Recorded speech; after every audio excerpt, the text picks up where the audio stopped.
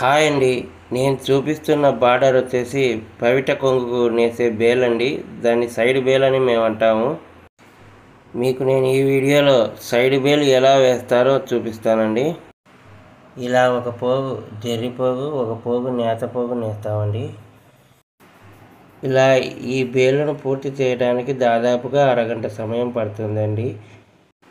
ఒక చీరను తయారు చేయడానికి ఇంత కష్టపడుతున్న మా నేతన్నకు కాస్త సపోర్ట్ చేయండి అబ్బా.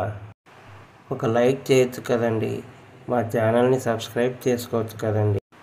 ఇలా పోగు పోగు కలుపుతూ ఈ బార్డర్ని పూర్తి చేయడానికి మేము 200 పోగుల్ని కలిపి నేస్తామండి.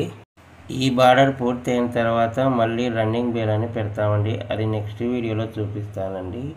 ఇక్కడితో ఈ బార్డర్ పూర్తి అయిందండి. పూర్తయిన బార్డర్ ఇలా ఉంటుంది. నేను ఇప్పుడు మీకు చూపిస్తున్నది సెరుగు నేత అండి. సెరుగు మొత్తం ఇలా దగ్గరగానే తీగలు వేసుకోవాలండి. ఈ తీగల్ని ఇప్పుడు నేను కటింగ్ చేయబోతున్నాను. ఇలా చాలా నిదానంగాను అతి జాగ్రత్తగా కట్ చేసుకోవాలండి. ఏమాత్రం కత్తెర గుడ్డను తగిలినా తినిగిపోయే అవకాశం ఎక్కువగా ఉంటుంది. ఇలా మొత్తం తీగనంతా కట్ చేసిన తర్వాత శారీ ఫిట్నెస్ కోసం చెవుడు కట్టెను అలా తగిలించుకుంటానండి.